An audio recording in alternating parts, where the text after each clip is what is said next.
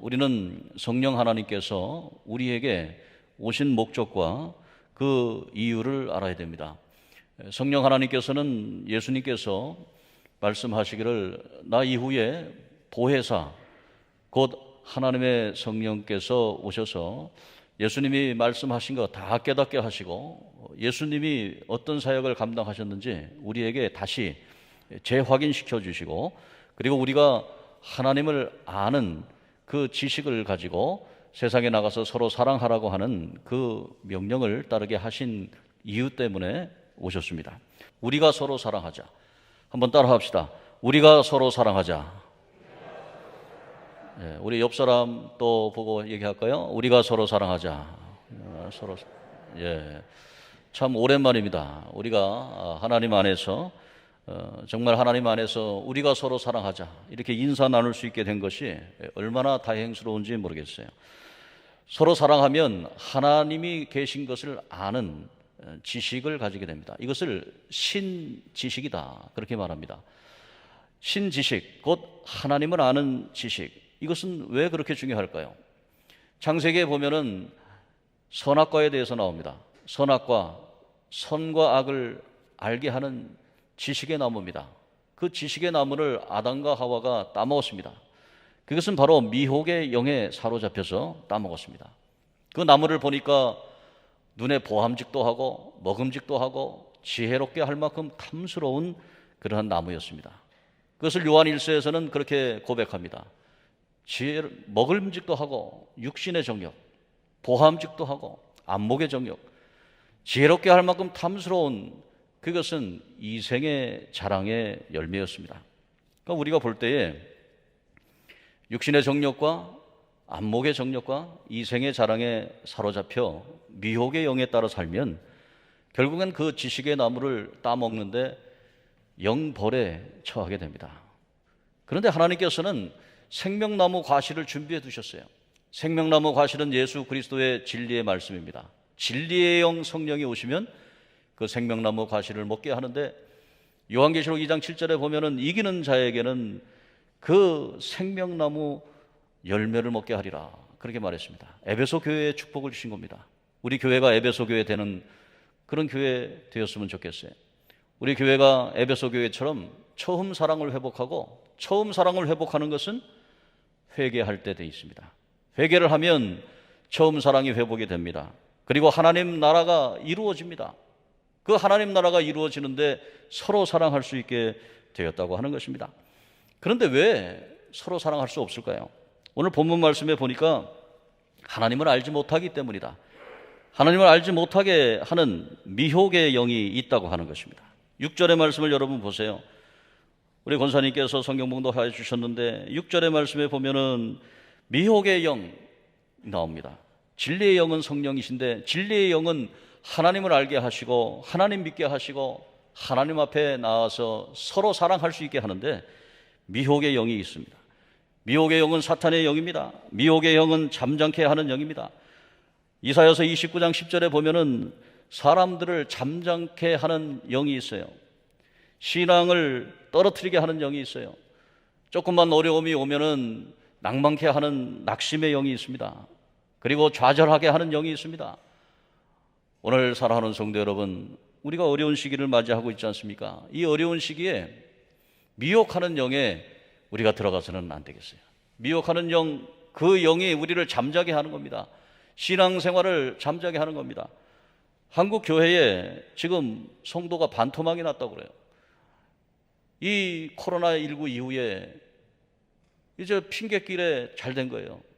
코로나 때문에 그것이 핑계를 대는 겁니다. 그리고 신앙이 잠들어가고 있습니다. 그렇게 미혹의 영에 사로잡혀서 이제 보이는 육신의 정욕과 안목의 정욕과 이생의 자랑을 따라갑니다. 미국적인 가치관의 총체를 한마디로 표현한다면 무엇이냐면 looking good, feeling good입니다. 보기 좋은 겁니다. 보기만 좋으면 되는 것입니다. 화려하고 그것을 꾸미고 그리고 그 내용은 어떻든지 간에 looking good, 겉모습만 보면 좋은 것. 그리고 느낌이 좋은데 육신의 정욕입니다. feeling good, 자기 몸에 좋으면 되는 것입니다. 몸에 좋다고 하면 뭐든지 다 먹습니다. 코로나19가 왜 왔습니까? 인간의 탐욕적인 결과 아니겠어요? 그 탐욕적인 결과 바이러스가 창궐하게 된 것입니다. 오늘 우리는 이러한 시대를 살고 있습니다. 이럴 때 우리는 하나님께서 주시는 회개의 영, 진리의 영, 성령의 강림을 통해서 이것을 우리는 해결해 나가야 한다고 하는 것입니다. 그럼 어떻게 해결해 나갈까요? 하나님을 알면 되는 것입니다. 하나님을 알되 하나님을 영화롭게도 하지 아니하고, 우리 장로님 기도하신 것처럼 하나님이 계시고 하나님 이 세상의 우주 만물 속에 계시고 우리를 통치하시는 하나님인데 그분께 경배하지도 아니하고 찬양하지도 아니하고 오히려 마음에 교만해져서 세상 유혹을 따라 살아가는 그러한 잘못을 범하고 있지 않습니까? 이 삼손은 이스라엘의 사도였습니다. 이 사사였습니다. 이스라엘의 사사로 정말 존경받는 인물이었습니다. 어린 시절부터 머리에 삭도를 대지 아니었습니다. 그리고 나세린으로서 시체도 가까이 하지 않았습니다. 그리고 술도 가까이 하지 않았습니다. 그는 정말로 하나님의 나세린으로서의 삶을 살았습니다. 그런데 그에게 미혹의 영이 틈탔습니다. 그에게 바벨론의 그런 많은 사람들이 삼손을 무너뜨리려고 접근했습니다. 그리고 삼손에 유혹합니다. 그리고 여인의 미혹을 탑니다. 그리고 잠이 들게 합니다. 그때에 밧줄로 꽁꽁 묶습니다. 꽁꽁 묶은 다음에 이제 깨게 합니다. 삼손이 일어났을 때 자기가 묶여 있는 걸 봅니다. 삼손이 워낙 힘이 센지라 풀어버립니다. 그러니까 바벨론이 이 사람들이 도저히 풀 수 없는 아주 새로운 밧줄로 꽁꽁 묶습니다. 그날도 유혹을 하고 잠들게 하고, 그리고 새로운 밧줄로, 사사기 15장 13절에 보면 새로운 새 밧줄로 꽁꽁 묶습니다. 이제 어떡합니까? 미혹의 영, 잠들게 하는 영에 빠져서 그저 묶임을 당한 그런 상황입니다. 이것은 바로 우리 기독교인들을 말하는 것 같아요. 코로나19 상황에서 우리가 묶임을 당하고 있습니다. 우리가 어려움을 당하고 있습니다. 결박을 당하고 있습니다. 고통을 당하고 있습니다. 그런데 이것을 어떻게 해결해야 될까요? 그때 사사기 15장 14절에 성령이 임하는 겁니다. 오늘 우리에게 이 성령 강림절이 우리에게 주어진 것입니다. 성령 강림절에 우리 성도들이 하나님 앞에 나와서 기도하는 것입니다. 회개하는 것입니다. 하나님의 성령이 임하여 그렇게 되어 있습니다. 사사기 15장 14절에 하나님의 성령의 권능이 임하니까 그 팔 위에 줄이 불탄 삼과 같아서 그 결박되었던 손에서 떨어져 나가니라. 이 아무리 그 밧줄이 쇠 밧줄이라도 불에 타 있으면 불탄 삼같이 그냥 부두둑 그냥 벗겨져 버린.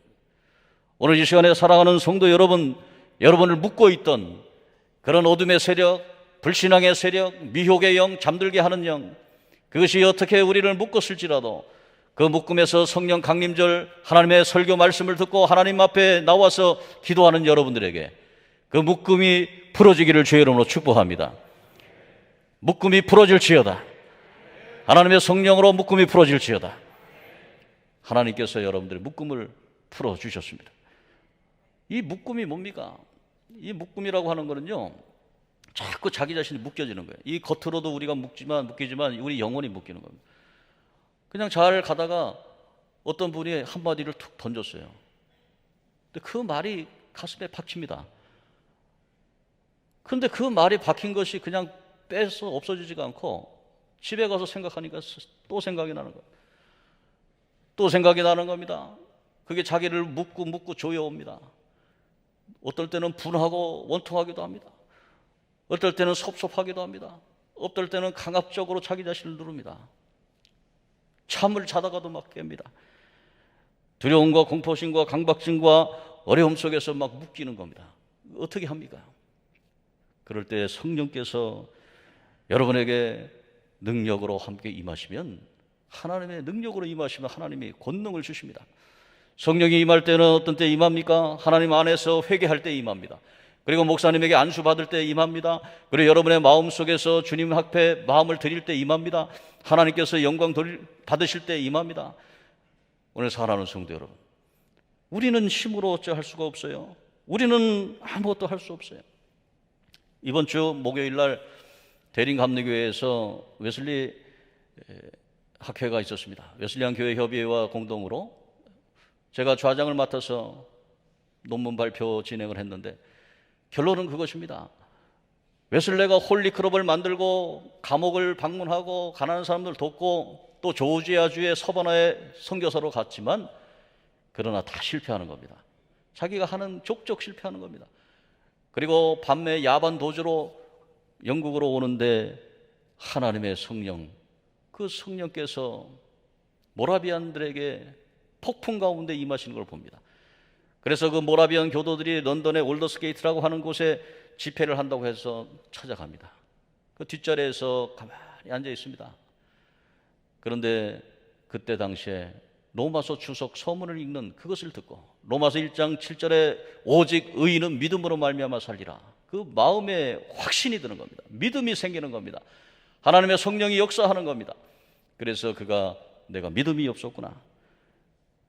대서양을 건너는데 모라비안 교도들은 아무것도 가진 것이 없는 사람들인데 폭풍 속에서 죽으면 천국 가는 거니까 걱정 근심 없이 하나님 찬양하는. 근데 자기는 내가 지금 죽어서 천국 갈 수 있을까? 두려움이 옵니다. 그런데 그가 믿음으로 나아갈 때에 하나님이 그에게 임하시는 거예요. 하나님이 임하시니까 하나님의 사역이 진행되기 시작합니다. 그가 하는 일은 모든 것이 다 진행되는 거예요.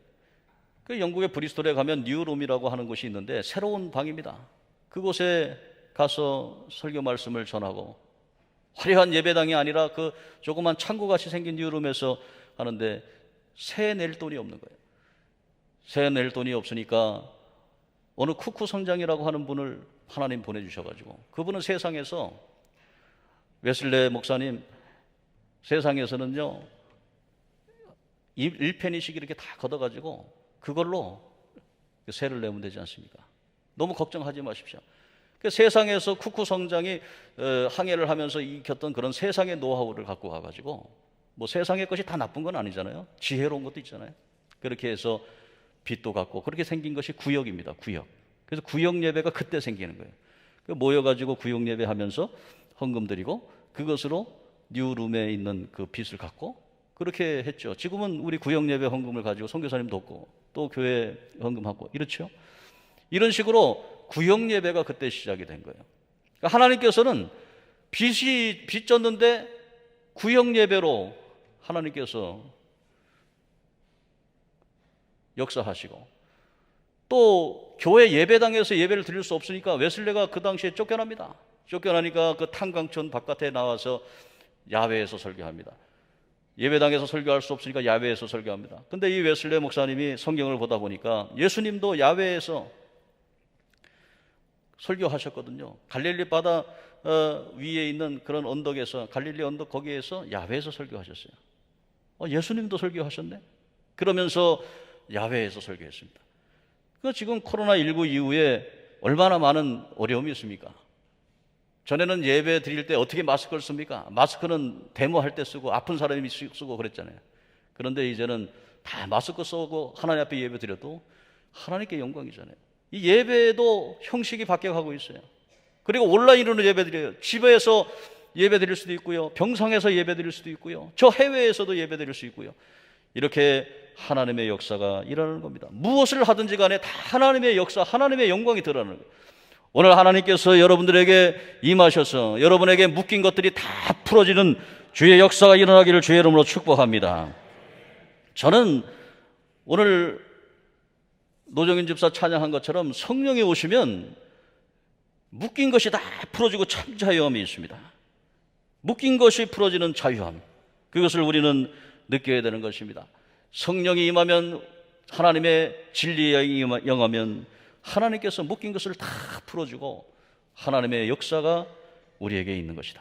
진리를 알지니 진리가 너희를 자유롭게 하리라 주님께서 말씀하고 있는 것입니다. 사랑하는 성도 여러분, 성령 강림절에 하나님 나라의 비밀이 바로 이것입니다. 하나님 나라의 비밀, 하나님 백성이 되면 자유함이 있는 겁니다. 물질적인 어려움 속에서도 자유함이 있습니다.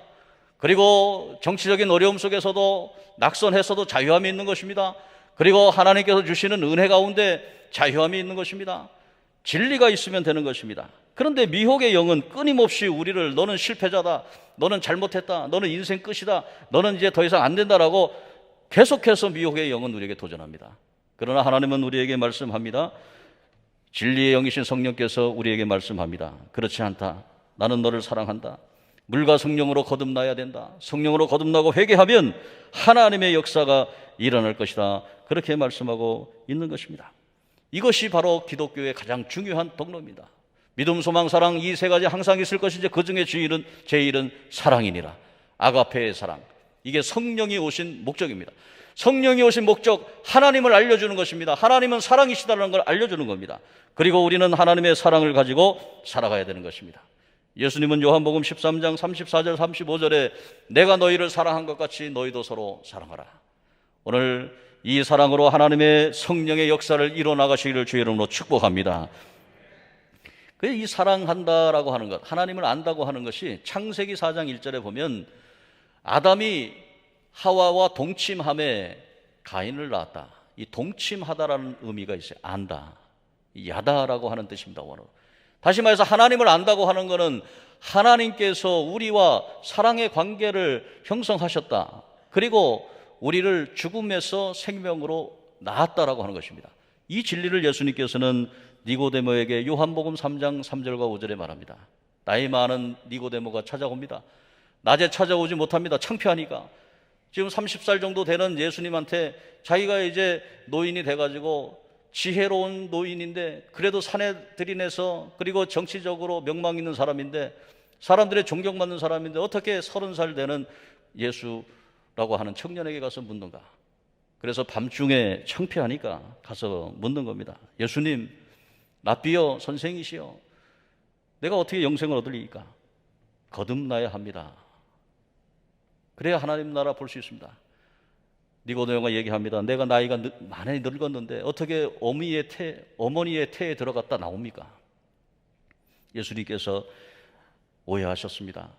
제 말은 어머니 태에 들어갔다 나오는 게 아니고 물과 성령으로 거듭나야 한다는 것입니다. 육으로 난 것은 육이고 영으로 난 것은 영입니다. 오늘 사랑하는 성도 여러분, 우리가 영으로 나야 됩니다. 성령으로 다시 나야 됩니다. 성령으로 다시 나려면 다른 것이 없습니다. 베드로가 솔로몬 행각에서 설교합니다. 회개하십시오. 회개하면 성령을 선물로 주실 것입니다. 우리의 죄를 회개하면 성령이 우리에게 임하는 것입니다. 거룩한 영이기 때문에 죄가 있는 곳에는 임하지 못합니다. 오늘 이 시간에 하나님 안에서 그 죄를 하나님 앞에 고백하십시다.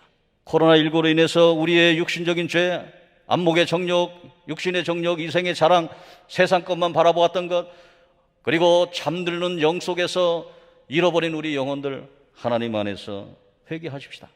회개하면 성령이 임하시는데 성령이 바람같이 불같이 물같이 비둘기같이 우리에게 생명을 주시는 그 성령이 임합니다.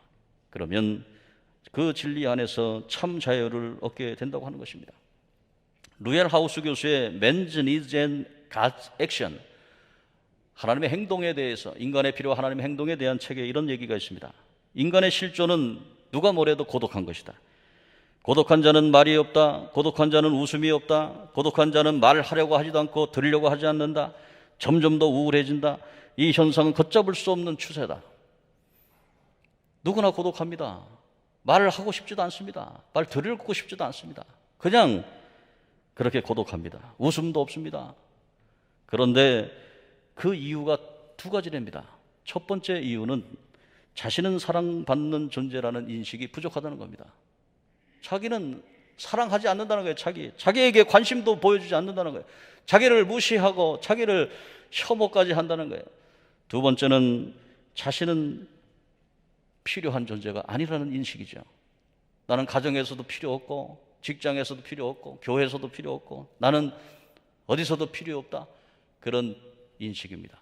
자기가 사랑받지 못한다는 인식, 자기가 필요 없다고 하는 인식, 두 가지 인식 때문에 우리는 고독해진다고 하는 것입니다.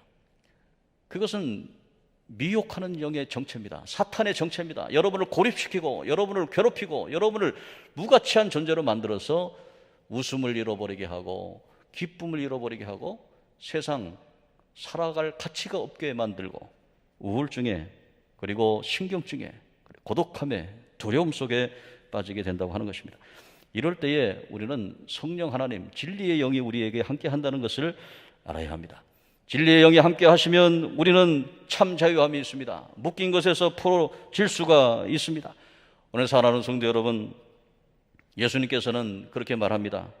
마태복음 25장에 오른편의 양들과 왼편의 염소들에게 예수님께서는 이 오른편의 양들을 영생을 주시고 왼편의 염소들에게는 영벌을 주리라.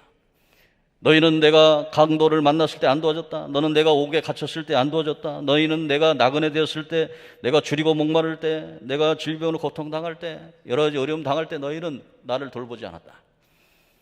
왼편의 염소들에게 얘기합니다. 이들이 얘기합니다. 주님께서 언제 그렇습니까? 예수님께서 말씀합니다. 지극히 작은 자 하나에게 안 한 것이 나에게 한 것이다. 오른편의 양들에게 얘기합니다. 너희는 나를 줄일 때 먹이고 목에 잣을 찾아와줬고 내가 목마를 때 마시게 했고 나에게 옷을 주었고 나에게 함께 하였다. 나그네를 나를 영접했다. 우리가 주님을 언제 그랬습니까? 지극히 작은 자 하나에게 한 것이 곧 나에게 한 것이다.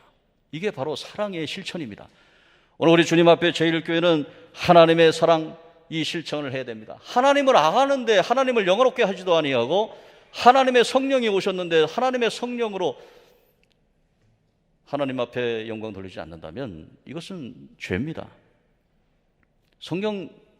사도행전 2장에 보면 성령 오순절 성령 강림하신 다음에 교회에 기쁨이 넘치고 3,000명씩 회개를 하고 교회가 형성이 됐는데 이들은 날마다 떡을 떼며 기도와 말씀과 그리고 서로에게 자기의 물품을 서로 나누어 주고 교환하는 일을 합니다. 이게 바로 바자회입니다. 오늘날로 말하면 바자회. 그래서 우리가 성령 강림절 항상 5월의 마지막 날에는 아나바다 바자회를 하잖아요. 뭐 이게 아껴 쓰고 나눠 쓰고 바꿔 쓰고 뭐 이런 운동인데 이게 성령 강림절날 이루었기 때문에 여러분들 집안에 있는 거 집에 놔두면은 좋은 거잖아요. 그런데 한 번도 쓰지 않잖아요. 그런 거 다 갖고 오셔가지고 꼭 필요한 사람이 가져다 쓸 수 있도록 이게 물문 교환하고 함께 유무상통하고 그럼 얼마나 하나님의 역사가 일어납니까? 나는 필요 없어. 여러분 생각해 보세요. 어느 분이 넥타이를 많이 갖고 오셨어요. 그때 봤더니 거기 십자가가 딱 보이잖아요. 제가 그것을 1,000원에 구입해가지고 제가 설교 시간에 그 넥타이를 딱 메고 설교를 한 적이 있어요. 그랬더니 얼마나 여러분들은 모르실 거예요. 근데 저는 세계 어느 나라 가가지고 산 넥타이보다 그 넥타이가 최고인 것 같아요. 근데 그 넥타이의 주인은 누굴까요? 여러분 가운데 한 분일 거예요. 근데 집에다가 그거 갖다 놨는데 이 넥타이가 뭐 별로 구식이고 그리고 뭐 쓸모도 없고 필요도 없고 그렇게 생각할 거예요. 그러나 그것이 목사님의 설교할 때 십자가 넥타이가 돼가지고 하나님께 영광을 돌렸다면 얼마나 쓰임받는 겁니까? 바로 그런 겁니다. 여러분도 다 그런 겁니다. 어느 분이 그렇게 얘기합니다. 죽으려고 했어요. 이 병 중에서 이제 살아서 뭐하라고 생각했습니다. 그런데 자녀들이 얘기하는 것을 듣고 다시 살기로 했어요. 자녀들이 그러는 거예요. 어머니가 살아만 계시면 그것이 우리에게 존재가 되는 겁니다. 그냥 살아만 계시는 것 자체가 자녀들에게는 그게 되는 거예요. 근데 나는 뭐도 못하고 이제 뭐 쓸데도 없고 그렇지 않습니다. 여러분의 존재 자체가 하나님 앞에 영광이 되고 여러분들의 자녀들에게 그리고 우리 교회에 우리나라와 민족에 하나님 앞에 사랑할 수 있는 사랑받을 수 있는 그런 성령의 역사가 된다고 하는 것이에요. 스테반 폴란이라고 하는 분이 8가지만 버리면 서로 사랑할 수 있다고 그랬어요. 첫 번째는 나이 드는 것을 초조해하지 마십시오. 즐겁게 늙으십시오. 죽음에 대해서 피하려고 하지 마십시오. 두 번째는 과거를 후회하지 마십시오. 지나간 것은 지나간 것입니다. 세 번째, 비교하는 감정을 버리십시오. 다른 사람은 행복해 보이지만 그 사람도 그리 행복한 사람 아닙니다. 네 번째로 스스로 평가절하하지 말고 자격지심 갖지 마십시오. 다섯 번째, 필요한 것을 도움을 청하십시오. 기도를 요청하십시오. 그리고 여섯 번째, 완벽한 타이밍은 없다. 타이밍만 때만 기다리지 마십시오.